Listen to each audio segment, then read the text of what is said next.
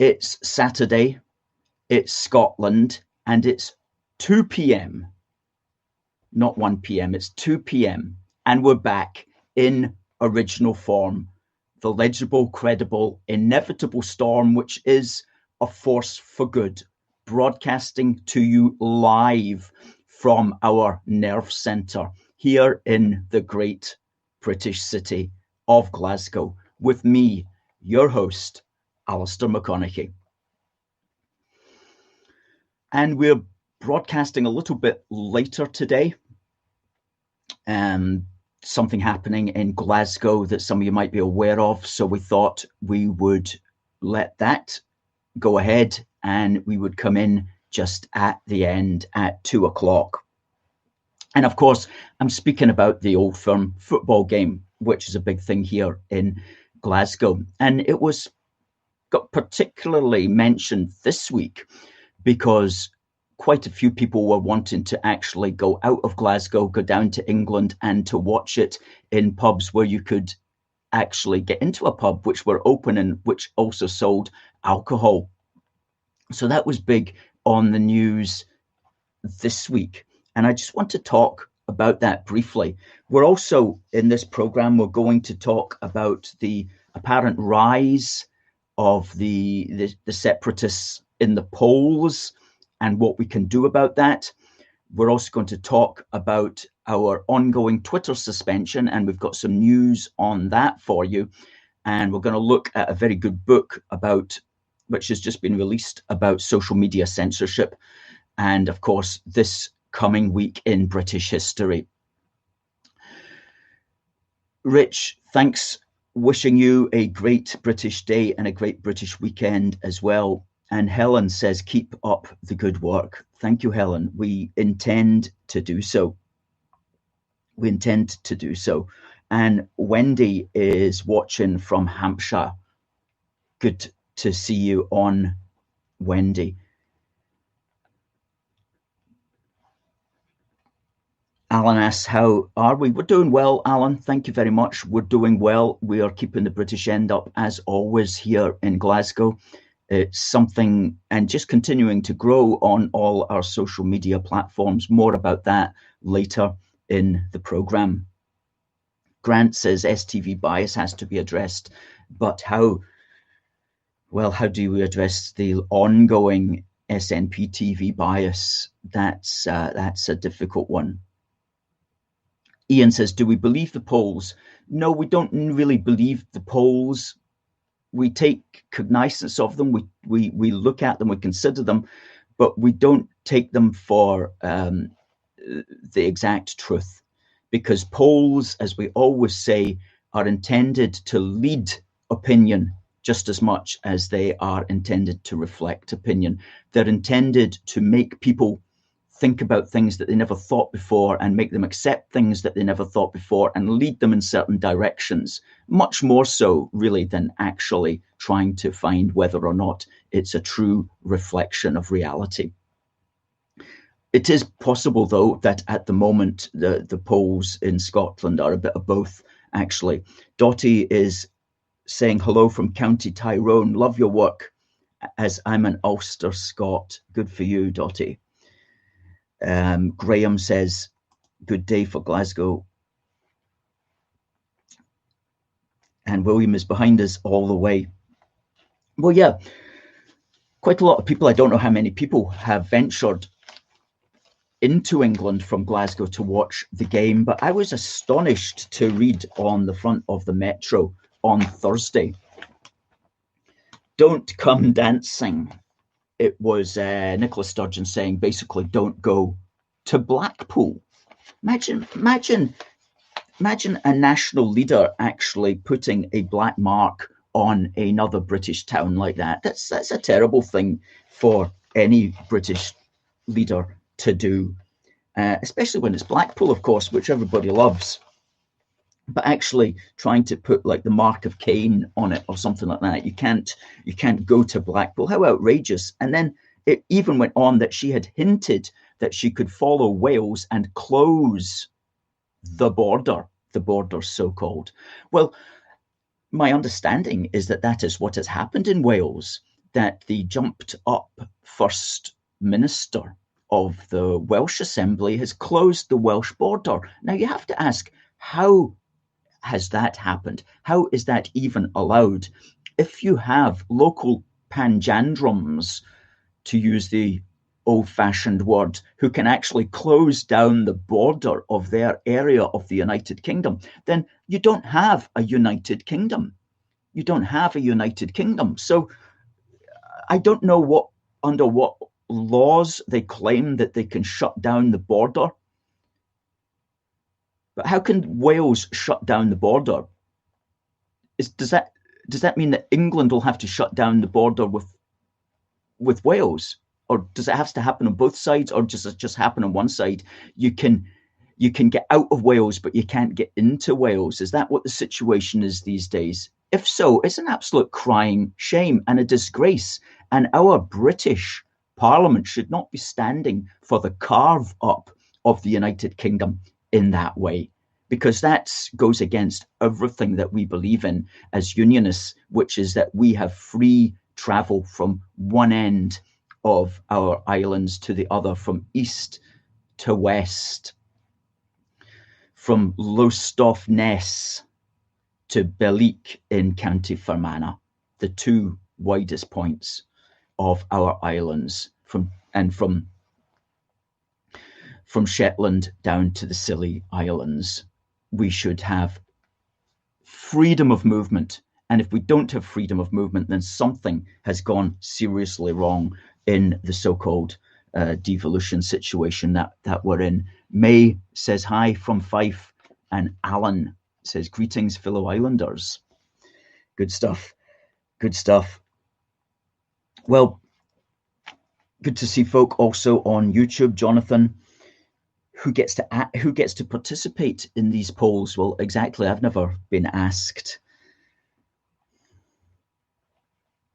So if you are down in England watching the game, do give us a mention. Tell us where you are, and we'll wish you the very best. But just talking again about the power that our politicians seem to be having over our country at the moment. A lot of this was completely unexpected. Even seasoned political watchers such as ourselves never really understood the extent to which politicians have this power, if they want now, just to make the rules. And Neil Oliver put it very well, as he always does, in Talk Radio this week, and we'll put the link up to that after we've finished the programme. We'll put it in the description box. But he said, and I quote, "It's been like a very alarming wake-up call. I hadn't really realised in my naivety that a government that just happened to be in power, which was holding the parcel when the music stopped, could then award itself all the powers that it wants to have whatever control it wants to have over every move that everyone makes every moment of the day. In my naivety, I hadn't actually modelled that, if you like, and thought that was even possible. That every time we put a tick in the ballot box, we were surrendering our every liberty and our every freedom to whoever was actually in authority in Holyrood or in Downing Street when something like this happened. If a government can just take it upon itself to do whatever it wants with our lives, well, that's been a real wake-up call for me. Plainly, they do have that in their power, to write that legislation, to get it through Parliament by whatever means. And here we are now, where we just have to wake up every morning to be told basically whether we can go out of our houses or not. That was very well put by Neil Oliver on the 14th of October on Talk Radio. And you can see that link, which we'll put up after the broadcast. And that made us think about something that we've been puzzling about for a little while. Thomas, watching from Malaysia. Good, Thomas. Good. I hope things are good for you out there. Something that we've been thinking about, just really minded to it by a Simon Heffer article that we read in the Sunday Telegraph back in September. Are we losing what it means to be British? And what he was referring here to was one or two cultural elements and also one or two political elements that we've got kind of concerned about at the moment. The political element being what Neil Oliver was just talking about there, the absence of accountability in Parliament, the absence of debate in Parliament over these huge changes and huge controls that are being brought in.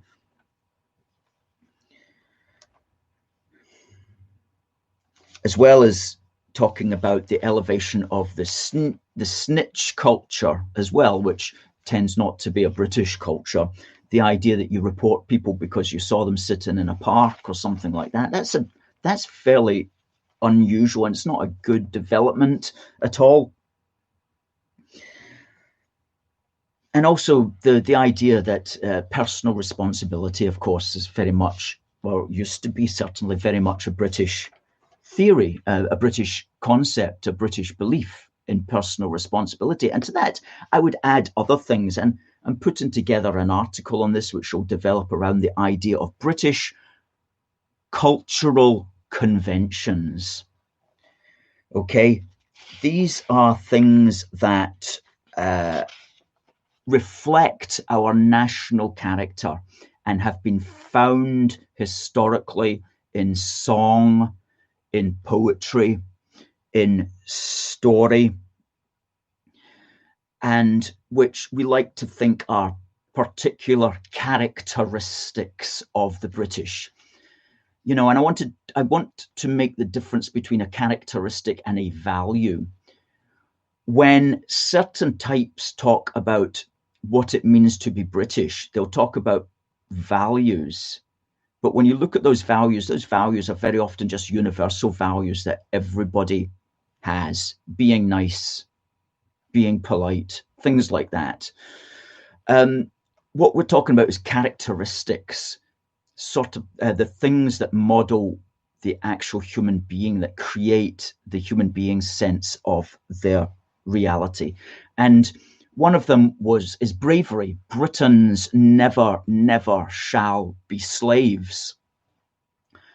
A British characteristic founded in song.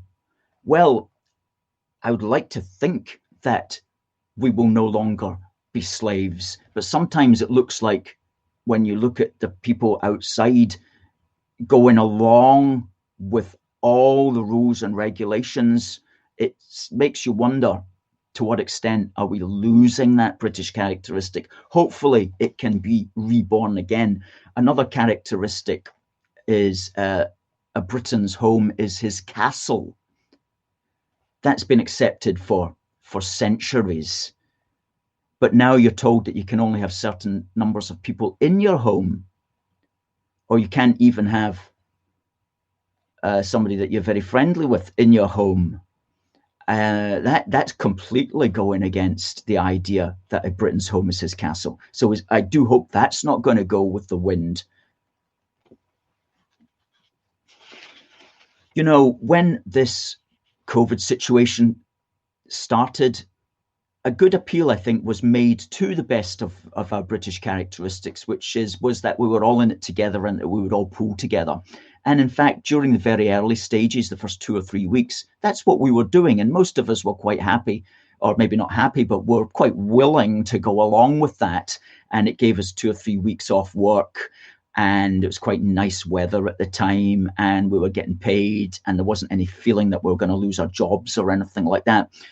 And then the Queen thanked us in that memorable broadcast that she made, and that was like all quite nice. And that's when it should have just ended, and we should have got back to normal again, because we did our duty to God and to the Queen, as they say. We did our duty. But then they just kept pushing it. They kept pushing it. See how much they'll take. See how much they'll take. And it was like our national characteristic, the best of us, the best of our national characteristics was just getting abused, taken advantage of. That's certainly what it feels like to me and to others as well, that we were just we're now just getting it ripped out of us, quite frankly, you know. And it's strange that it should be happening, because there are now a lot of articles and a lot of people in the press and media saying what should happen, and just saying, let's wind all this down. Let's wind down the fear factor, and let's gradually, we now know enough about it to get back to normal and to shield those that are particularly vulnerable. But no, they just keep pushing it. It's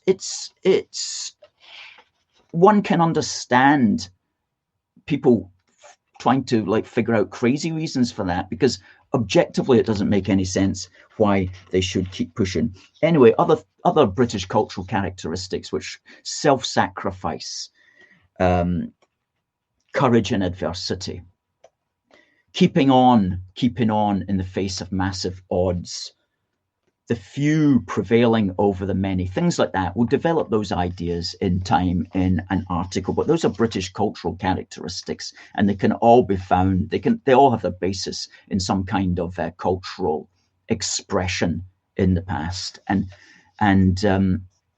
that's, we need to find those strengths again, so to pull out of this situation and to hold our politicians, whoever they may be, to account, because we're not going to be partisan on this particular issue at all.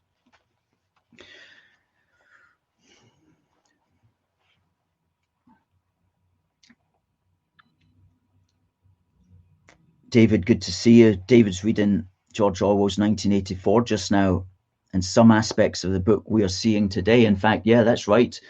Some people call it COVID 1984. I've noticed that going about the internet. Yeah, so not all cases of COVID are created equal. And this is the best article. We'll put up the link to that, although it is behind a paywall. It's in the Daily Telegraph last week. And it's the best article that we've seen on what is a case. What is a case? And it's really, really educational, And it points out that, let's say you developed a viral cold last winter. Were you a case? On a theoretical level, maybe, but on a practical, real-world level, the answer is no. You went to work and carried on with life. You were invisible to the authorities. Let's say it got a bit worse and you saw your GP. You're still not a case. You decided to take a couple of days off. Still not a case. You might show up in sick leave statistics, but not as a case of respiratory infection. If you got so far as being admitted to hospital with illness, then you would show up as a case. And that's a tiny proportion of those who actually had the illness. And this fellow, Dr. John Lee, professor of pathology, continues. He says, the contrast with today is clear. COVID was made a notifiable disease in February, obliging all cases to be reported to the authorities. But since the only way to identify COVID is with a test, positive tests have been equated with positive cases. But a positive test is clearly not a positive case in the true meaning of the word. And yet we're still being frightened by the politicians of all parties trying to scare us with the idea of positive tests equaling cases, serious cases of infection. And he concludes, he goes,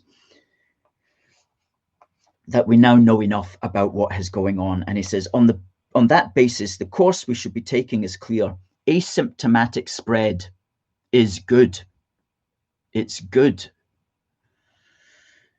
We should advise and help the very elderly and those with serious illnesses to shield if they wish, but do not compel them, because it's their life after all, and let everyone else get completely back to normal.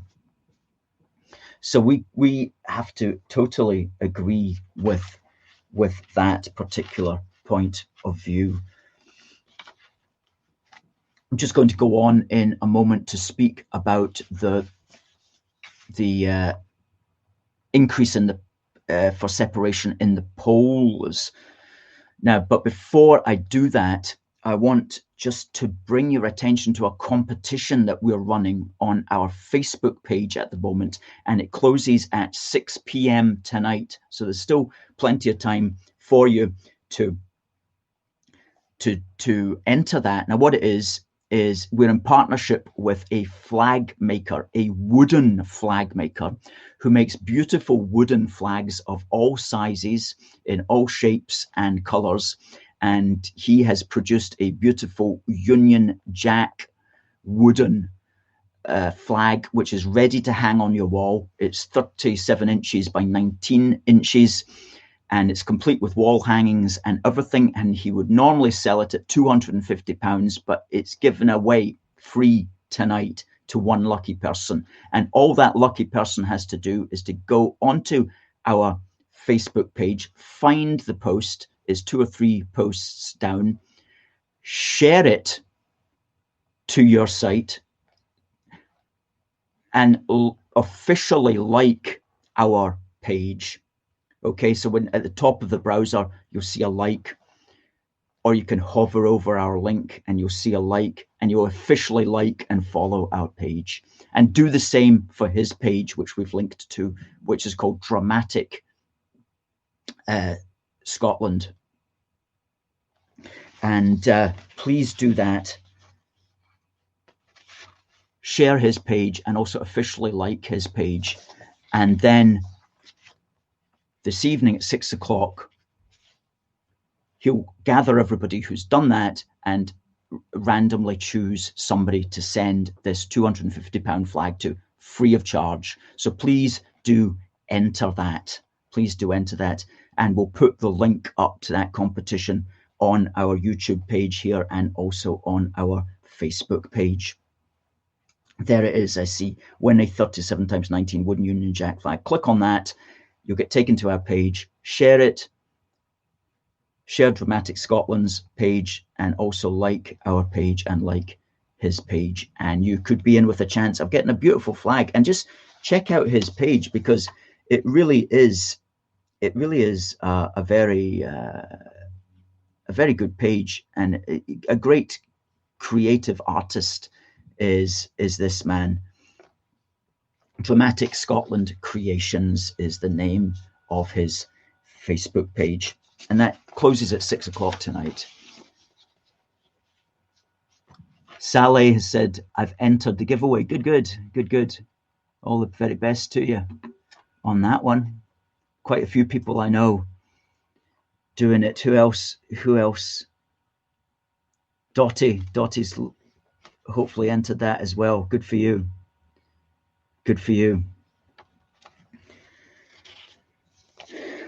Okay, folks, we're going to go right over to YouTube now, and we're going to concentrate on YouTube. And the reason for that is we need to get our subscribers up on YouTube, and we need to get our viewing hours up. And once we've got our subscribers and viewing hours up, then lots of opportunities will open up to us via the YouTube platform, including outside broadcasting with mobile phones and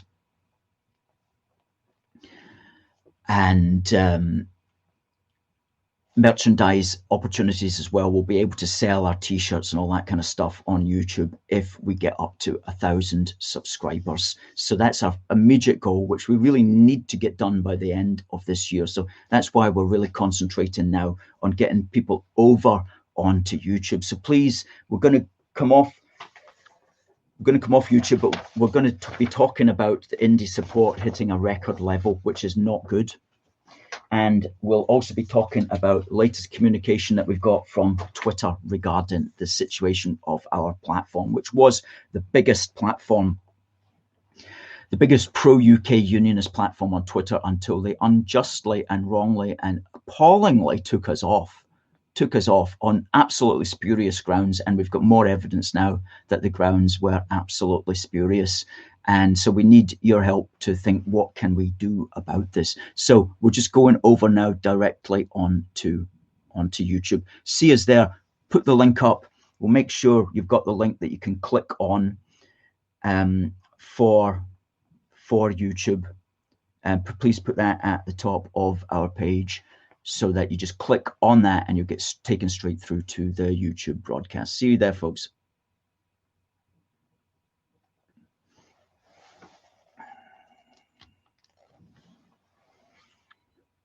Okay. Okay, folks, we are here on YouTube and hopefully welcoming in a few people from Facebook also. Tony says, hi, Alistair, keep up the good work. Rule Britannia from Shorts. Christopher says, you're so right about the snitch culture that has arisen as a result of all of this COVID stuff. It reminds me of East Germany, to be honest, with people reporting others. Exactly. It's not British, is it? It's not British, and it's upsetting. Okay, so this week we had the unfortunate news that support for Scottish independence has apparently, according to the polls, reached 58%, its highest level yet. Well, as we always say, polls are used to lead opinion as much as to reflect opinion. And it's very easy just to get any kind of answer you want on an opinion poll. So we only give them limited credence.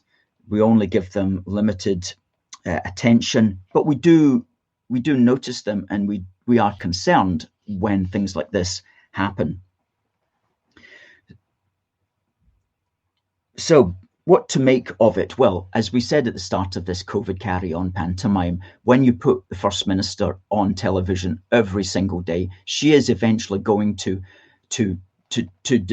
evolve into a mother character for the nation, like Mother Nation. You know, that's going to happen. And the best that we can do is to be conscious of that and fight against it in our subconscious so that we don't get taken in with that. But when you put somebody up there every single day, broadcasting on every single medium and not being properly taken to task by the journalists, then people will just focus in on her, and providing she doesn't make a major misstep, she's not going to lose any support, and she might gain support. So these things are this sort of stuff is only natural when you elevate a leader into such a prominent position in the national life, and especially on the national media. So these things, so in a sense, it's natural, not because she's talking sense, but it's just the way that the mind starts to change when that's all you are subjected to, when that's all that you see. It just becomes like second nature, you know, almost. Why is Nicola Sturgeon not on the telly? You know, I thought she would be on. Switch it on, there she is. Thank goodness. Nicola Sturgeon again. Thought she had gone for a moment. You know, that's almost like the way that it seems. So we need to be concerned about this. Of course, we need to be very concerned about it. And the Scottish election, if it's still going ahead, if Mother Sturgeon doesn't decide to postpone it for a year, just so that she can keep sticking on the telly and can stay in front of us for another year, if she doesn't decide to postpone it, it should be going ahead on Thursday, the 6th of May, 2021. Now, the narrative, the story that has been built up by the mainstream media is that if her party, along with the Scottish Cabbage Party, which is to say the Soggy Greens, if they were to get a majority of seats, with perhaps one or two other independence-minded people on the regional list, if they were to get a majority of the 129 seats, then somehow that would be what they call a mandate for a second separation referendum. A mandate means the authority to do it. Well, if everybody accepts that, then that's what everybody's going to suddenly find themselves tied into. So we don't accept that. We do not accept that a mandate at a devolved assembly a majority of seats at a devolved assembly. We do not accept that a majority of seats at a devolved assembly is a mandate to break up the wider state, to break up the United Kingdom. We don't accept that.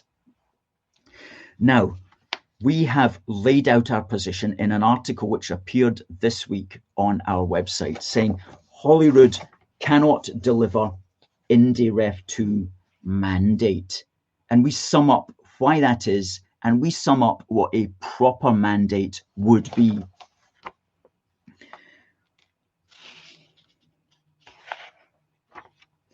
We say that only a vote in the Union Parliament, which is to say Westminster, only a vote for that Parliament can potentially deliver a mandate for a second referendum to be held to break up the United Kingdom. Because the United Kingdom is a precious inheritance. It's the great work of time. It cannot just be broken up easily. You have to find ways to make it very, very difficult to break it up. So we base our position upon the following four fundamentals. One, the United Kingdom is one big country. One big country is the United Kingdom. That it's come together through time, through hundreds of years, since at least the Union of the Crowns in 1603, and especially since the Parliamentary Union of 1707, it has developed into one big country. Of course, it's got smaller countries which are part of it, but it is one big country. And as such, it is our home, and we do not want to see it broken up. And we will do whatever it takes to keep it together. So that's fundamental number one. The UK is one big country. Fundamental two, it is not for Scotland alone to decide to break up our one big country and effectively destroy it. It's not for Scotland alone to do that, because those hundreds of years have created millions of people who are invested in keeping the United Kingdom as one big country. So it's not for Scotland alone to do it. That's why it cannot be done through a devolved assembly. It has to be done to find a mandate for a second referendum. It has to be done at the level of the Union Parliament, the Parliament that represents all of these millions and millions of people. Fundamental number three, the Union Parliament has a mandate for unity right now. And so if you were looking for a mandate for separation, you have to find it at that Union Parliament. How does the mandate for unity work? We've said it before, and we will keep saying it. Every single time we here in Scotland or Wales or England or Northern Ireland go to the polls and elect a candidate to sit in Westminster, regardless of what party that candidate represents, then when that candidate is elected, they are giving a mandate to that Parliament to govern on behalf of all the United Kingdom. And see, Sinn Féin understand that very well. That's why they don't send their people to Westminster. They attempt to disarm the moral authority of the Parliament by not sending their candidates. But so long as we vote for candidates to sit there, and so long as those candidates sit there, then the 650 of them in there, give or take the Sinn Féiners, all of these people represent a mandate for the unity of the United Kingdom. They are what are keeping the United Kingdom together. So if you want to break that up, your mandate has to be found at that level. And the fourth fundamental is, of course, we understand the correct nature of devolution. Holyrood, for all the pretensions of the Scottish National Party, is not an equal body to Westminster. It is an arm of Westminster. It was created by the Union Parliament, and it is in a vertical relationship with it, not a horizontal relationship with it. So you can only believe that a majority of seats won at Holyrood is a mandate to demand another vote to break up the United Kingdom if you believe the mistaken notions that the United Kingdom itself is not a nation, that the Union Parliament has no democratic legitimacy, nor does it have a duty and responsibility to all the other people of the United Kingdom, which has been developed over hundreds of years. And you also would have to believe that Holyrood is somehow equal to the British Parliament from which it is derived. Well, all of those propositions are false. All of them are false, yet we never hear the media pointing those things out. And to be frank with you, many of our members of Parliament don't even know the correct constitutional realities, which we're just articulating to you right now. So, if you want to seek a mandate to maintain the United Kingdom, you do that at the Union Parliament. And if you want to seek a mandate to break up the United Kingdom, you also have to find that at the Union Parliament. So what would be a sufficient mandate for the SNP to demand a second independence referendum? It would be this. It would be this.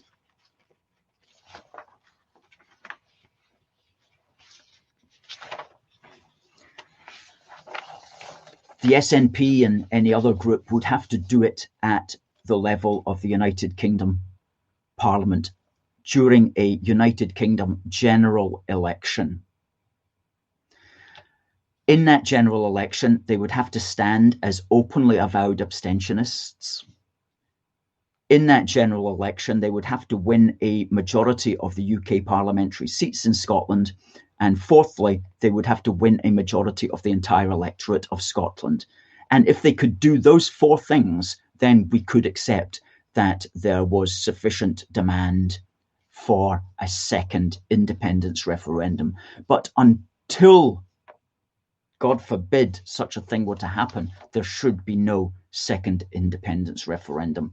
And we need politicians who will stand up and tell this very straightforwardly to Nicola Sturgeon and the rest of them, and who will thereby help to change the frame to get us out of this particular path that we have stepped badly upon. So that's the mandate for unity and the mandate for separation. And you can check that if you can put the link up there to that in the comments as well. That's the first article on our site, which is aforceforgood.uk. That was published this week. And please put this about, because this has the power to change the frame entirely. And furthermore, this is correct constitutionally. And it's correct morally, because people will say to us, Alistair, I live in England. I don't want to see the United Kingdom broken up. Yeah, this is how we can defend it.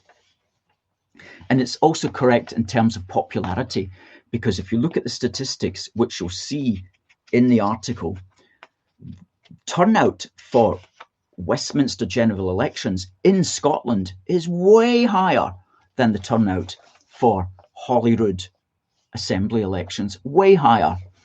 And so it makes sense that if you're trying to break up the United Kingdom, you should be doing it, attempting to do it at not the Scottish Assembly level, but at the British Union Parliament level.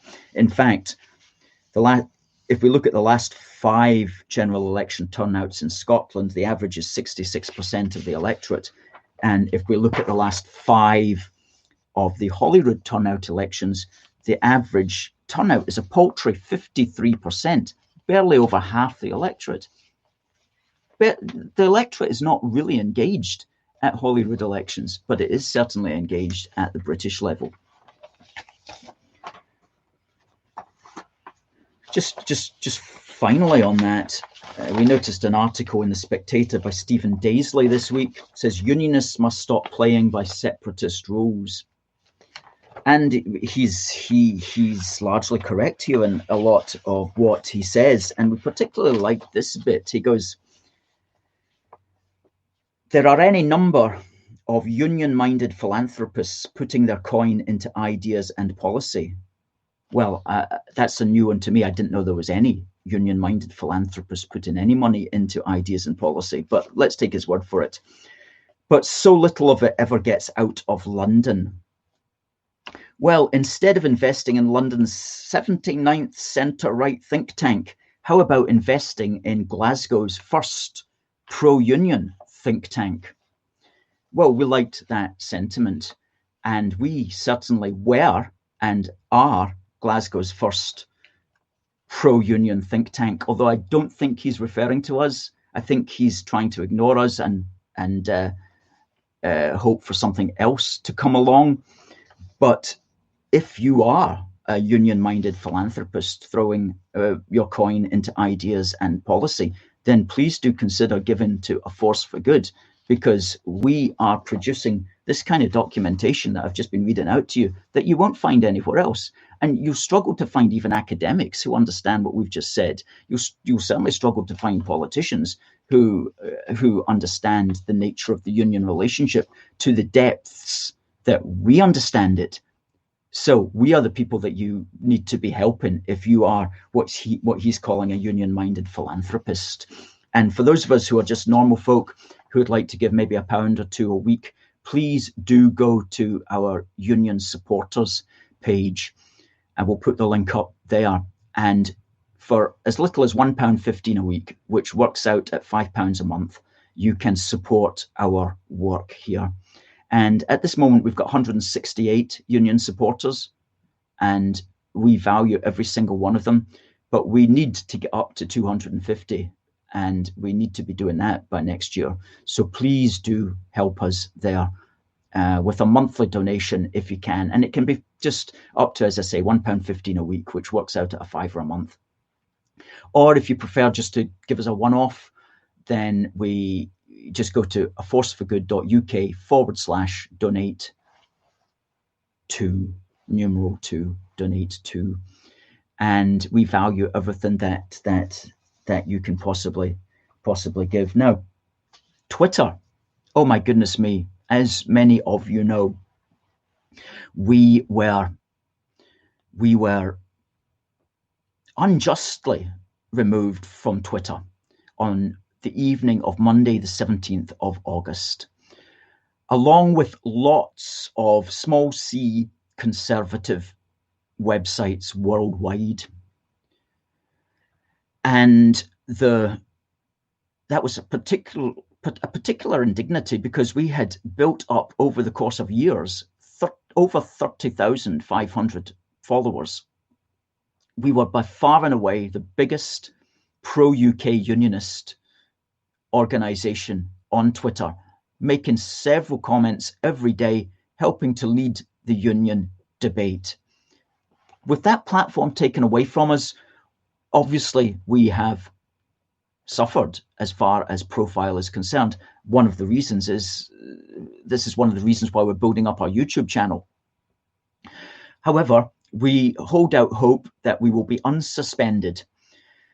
And we made 5 appeals between the 17th of August and the 7th of October, when out of the blue, we got a message from Twitter to tell us,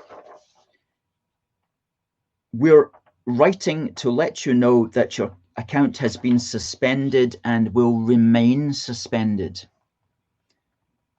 due to multiple or severe violations of our platform manipulation rules. Now, we went into what they were talking about on that in our broadcast on the 22nd of August, which we'll put up after the show again in the description. And we went into that. And of course, we were not manipulating the platform in any way, shape or form. We read the rules on that, and it was hard enough to understand what they were talking about, let alone know how to do that. So we have never engaged in anything like that. And that was just an absolute piece of nonsense. But they go on as if to elaborate on it. And they go, misleading others on Twitter by operating fake accounts is a violation of the Twitter rules. Fake account. In what possible way could they imagine A Force for Good's Twitter account was a fake account? That account, in the very header at the top of it, had 4 photographs of me personally. An easily identifiable individual.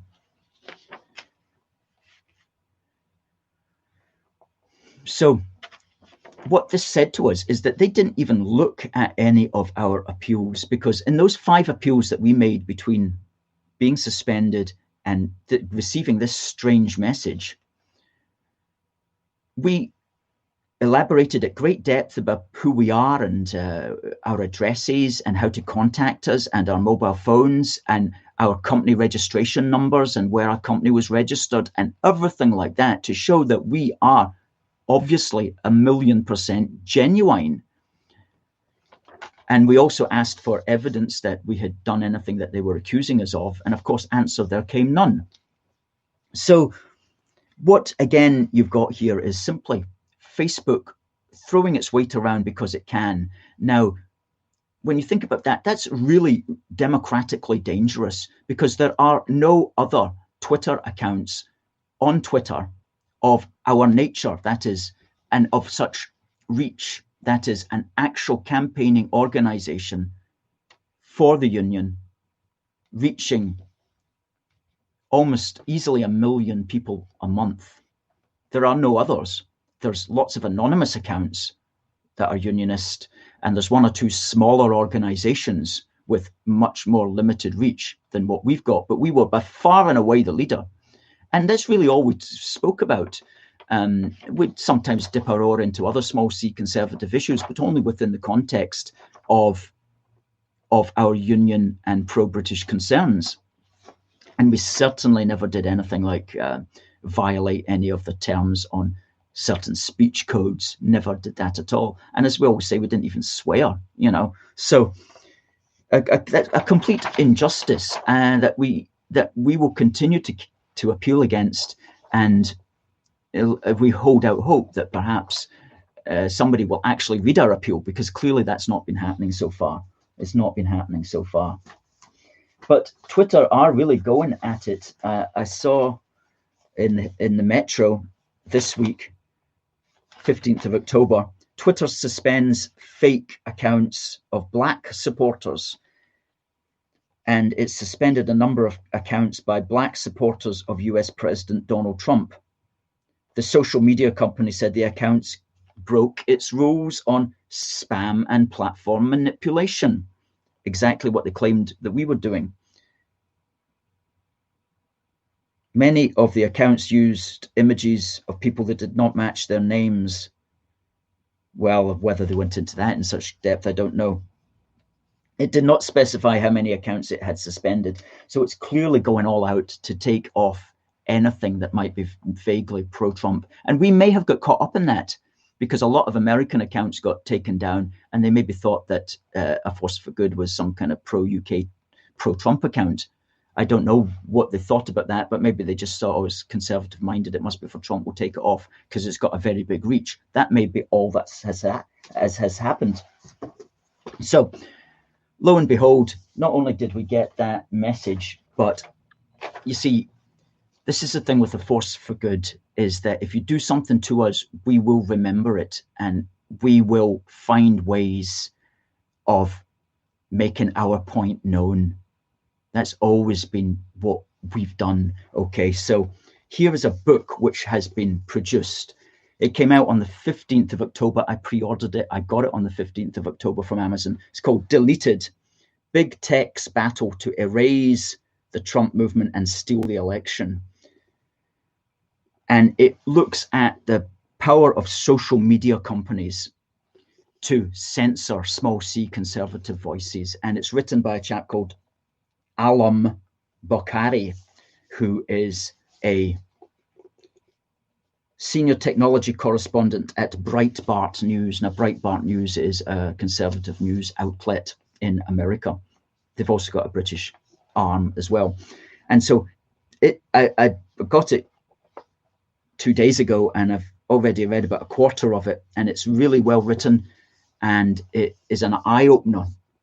And so I'm giving this a punt. You can get it off, if you're interested in this sort of thing, get it off Amazon or anywhere else. Breitbart News will be selling it as well.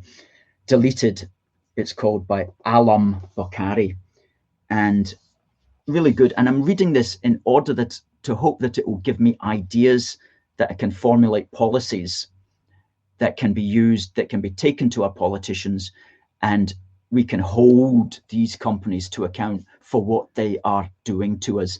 And when you think about it, that should be easy enough to do, because all of these companies have to respond to the rules of the country that they live in, whether that's Scotland or the United Kingdom. So if we can get policies through Parliament, and Boris Johnson really should be doing this, which will hold these social media companies to account for their political censorship, then we can make life a lot harder for them. That might mean that they're going to have to employ more people, for example, to deal properly with the appeals process.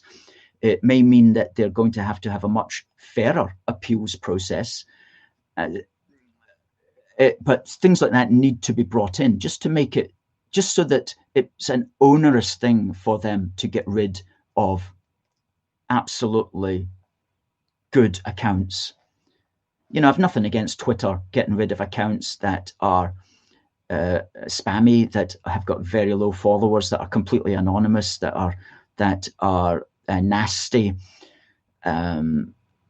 or bad in certain ways. They've got a perfect right to do that, but they can't turn around to a professional organization like a Force for Good and just delete our Twitter account as if we're nobody. They can't do that. Well, they can do it, but they're not going to get away with it. And we will ensure that we come up with ways to make life a lot difficult for them. And here in the United Kingdom, we can do that, whether through Holyrood or whether through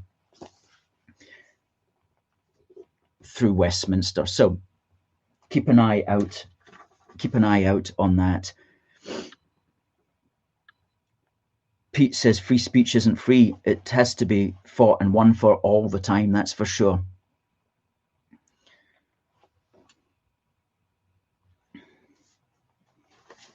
Well, folks, good to see everybody on YouTube. Please hit that like button.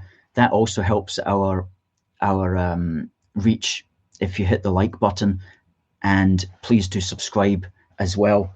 And Christmas is coming up. Remember to get your wee copy of the wee book. It's only £5, and you can buy 1 or 2 copies. You've got some grandchildren, send each of your grandchildren a wee book. If you want me to sign it, I can sign it as well. Just leave a wee message in there when you buy it. It's only £5, and we'll get that straight out to you this coming week. Also, of course, our flag badge, which is this flag behind me. It says a Force for Good through the middle of it. These are good for clicking into Christmas cards, for example, to send a wee gift to a friend. And we've got the other one as well, which is the Union Heart. Again, with the Force for Good through the centre of it. They're very well priced and they're good sellers. And Christmas is coming up, so there you go. Good. Well,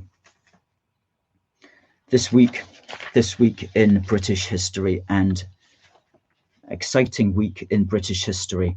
Today, the 17th of October, was the day that George II addressed Westminster and asked for money to fight the Jacobites.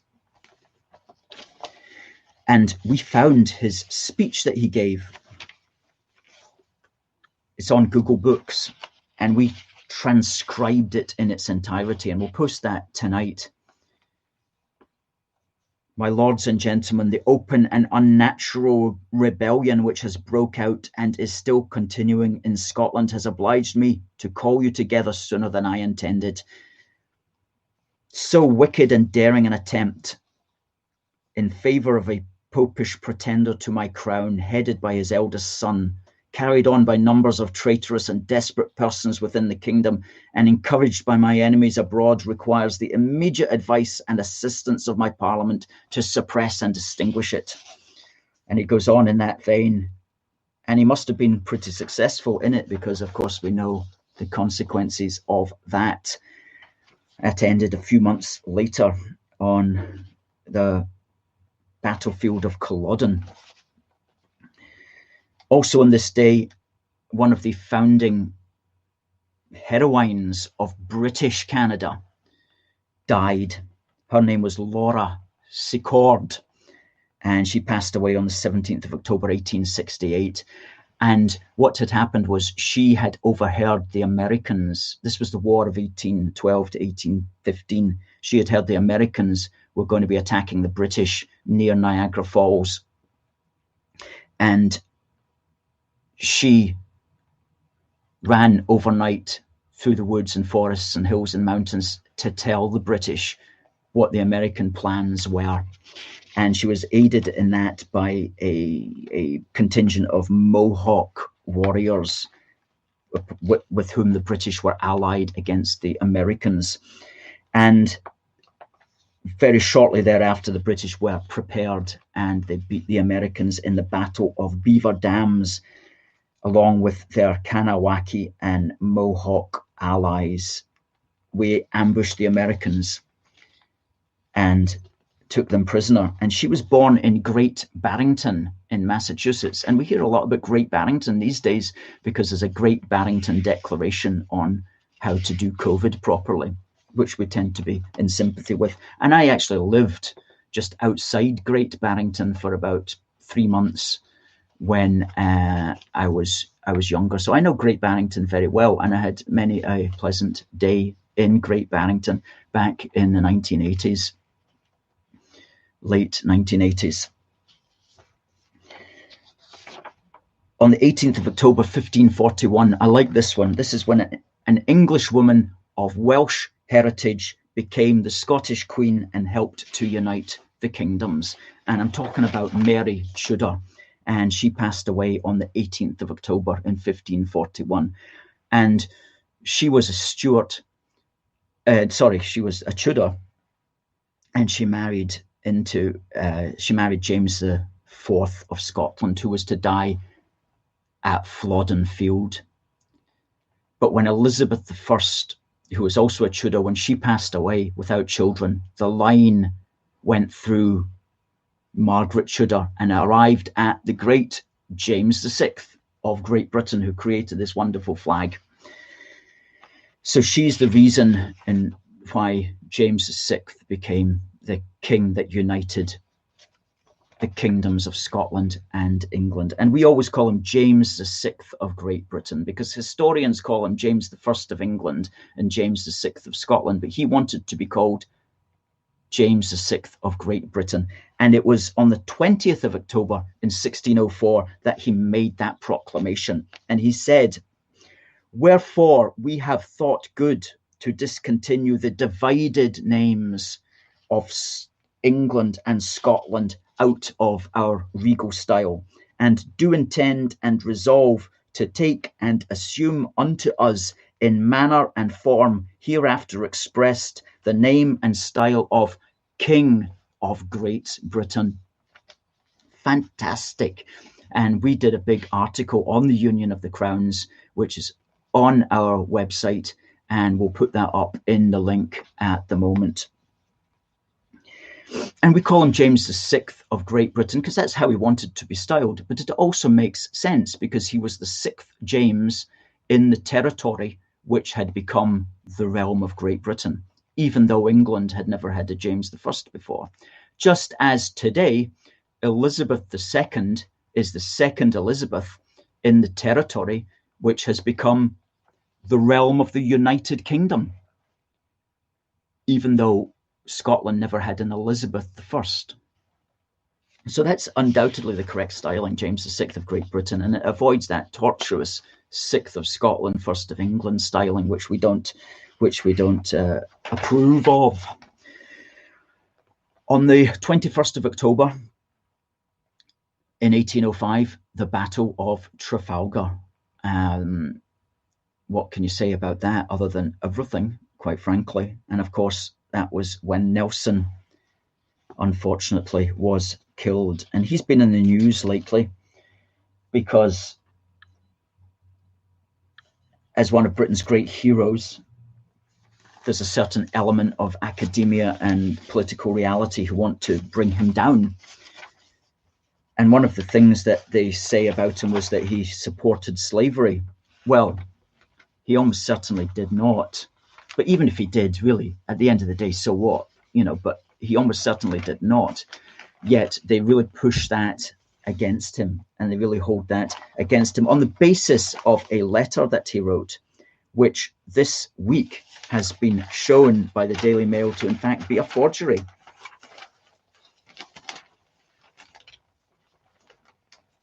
Does this doctored letter sink claims that Nelson backed slavery? We'll put up the link to this in the link there. Fascinating. One of the things it seemed that he was concerned about was the extent to which there would be massacre and anarchy in some of the Caribbean states, were it to be abolished overnight, which of course is correct. That's exactly what there would have been, because that's exactly what was going on at the time. All sorts of fighting there between the British interests and the French interests, and all the slaves who were caught in between it all. So a massive political issue at the time, but it seems that he never wrote the words that he's been accused of saying. And it concludes here that the author, who's a Nelson scholar, says that Nelson even lent his support to a scheme, blah, blah, blah, blah, blah, blah. As the National Maritime Museum seeks to address issues raised by the BLM movement, it is to be hoped that it recognises that history, like politics, is a dirty game, and that the truth is not always what it seems, nor is it necessarily written by the winners. That's a good point, because the losers can write their history as well. Very often, sometimes that's all they write, and they tend to elaborate upon it as well. So we'll put up a lot of information this week. We gave a speech about Nelson's relationship with Scotland in 2018, and maybe this week is a time when we should actually publish that. That's what I think. I think we'll publish that this week on our website, aforceforgood.uk. And one of the things there was John Doig was the youngest Scots lad at Trafalgar, a 10-year-old on HMS Victory, 10-year-old powder monkey, as they called them. And John Doig was from Leith.